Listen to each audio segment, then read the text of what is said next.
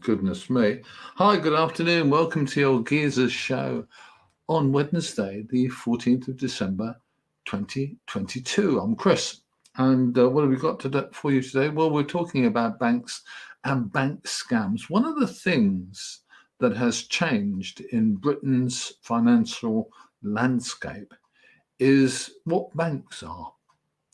We now have ordinary banks, which are the guys who maybe some of them still are on the high street, like the NatWest, like HSBC, like the building societies like Santander and the Halifax, and one or two proper building societies still left, like what's the other one? Nationwide. Yep, that's the one. That's actually another national or nationally known proper bank. But what we've also got, as well as those banks, there's a lot of other organisations which kind of call themselves financial institutions, kind of call themselves banks, but kind of aren't really sometimes. I had one the other day. I was listening to a program on Radio 4, and they were talking about a bank called Revolut. And this is Revolut's front page. One out with all things money, and they do everything to do with money, and they act like a bank. But they were also on the Radio 4 show, You and Yours, talking about effectively the way they support customers who hit trouble. One of the things that most big banks do is have very, I guess you'd call it strong support for their customers who hit trouble. If you get scammed for money through your bank will quite often pick up the tab. They will actually make sure that you don't suffer financial loss in many cases. And this is something that conventional banks tend to do. But banks like Revolut, it seems, don't do that. They make a decision as to how much of it was your own fault and how much of it was theirs. And I think they kind of work quite hard at making sure that not too much of it is theirs. So, for instance, there were cases of people losing maybe 50 or 60,000, but the bank was giving them 10 or 20,000 because they said, "Oh, that was your fault. You lost most of it. There you go. Hey." So they may be wonderful financial institutions and they may do a great job for you, but in reality, they don't support you like a proper bank would do. And that's an issue for older people like us, because older people are targeted deliberately by scammers who want to actually nick your money. Let's not beat about the bush and say that that's what they want to do. And when they nick your money, if you bank with someone like Revolut, then you can have major problems. If you're worried about this, if you're interested in it, look up the bank and look up reviews on Revolut, and you'll see what I mean. There are stacks of stuff that people have said about Revolut and their experiences with Revolut, and they don't like them. And on that basis, I have to tell you, I wouldn't go near them with a barge pole. But let's go back to the scam thing and talk about this one. So this is a note from HSBC. It's really just talking about the number of things that you can discover. Let's go to the top of the page. That would make a good start, wouldn't it? Let's talk about this one. HSBC, I find, I bank with them, I have to confess. HSBC do say that they publish as many news scams and as much information as they can. And as you can see in this page here, they've got a proper page that gives you all the latest scams so you can be aware of them. One of the things that we have with as older people, I think, is that we are trusting. We are more trusting, perhaps, quite often than we should be. But what we need to do is maybe get a little bit in touch with the way that the big scammers, we're talking about serious people who are seriously expert at their jobs. We're talking about big scammers who have big businesses, if you can call them businesses. Let's just make sure that one is up there. There we go. And you can see what we're talking about now, because there are loads of different kinds of scams. There are some new ones coming out all the moment, but all the time, the key to protecting yourself from scams is not to do anything immediate. Take some time to stop and think. Hang up your phone if you have to be. Could it be a fake? Well, to be honest with you, this is an interesting one, because so many of these scammers do try and work through the telephone to actually nail you down.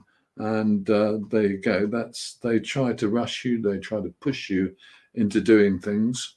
And they don't want you, above all, they don't want you to contact anybody else. So there you go. Interesting one. So there's all these other little scams, or big scams and little scams, that appear on this HSBC scam, like bargains looking too good to be true, and they probably are. Digital wallet scams, there's loads of them. Council tax and energy rebate scams.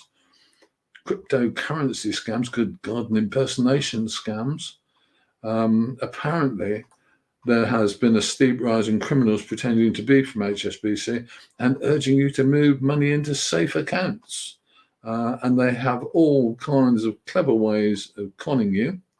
So there you go. So what we're looking at here is doing a bit of research for yourself to actually make sure that you can, let's say this in a very blunt way, make sure that you can actually keep control of your money by knowing what scammers are likely to do. This is really quite a scary one, isn't it? I find this quite bothering, and I try very hard to avoid scammer phone calls.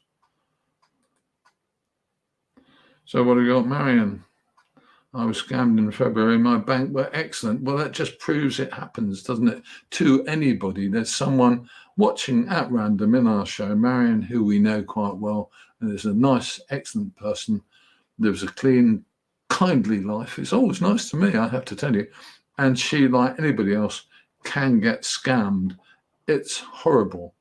Loads of people have been scammed. Loads of people will be scammed in the future. And the main reason is that, especially in the case of older people, we are more trusting, maybe, than people who have grown up in the digital world. So let's look at that one, and let's go to our next contributor to the show, which is our friend Darren Green. It's good that HSBC do that, but it does not reach senior citizens. Exactly right. Yeah. Okay. Yes, that's true. And what Darren is actually saying is it's only going to get worse as we're pushed towards digital currency. And that really is very true. We'll do a piece about that coming up in the near future, I think. But from my point of view, yeah, you're very right, young Darren.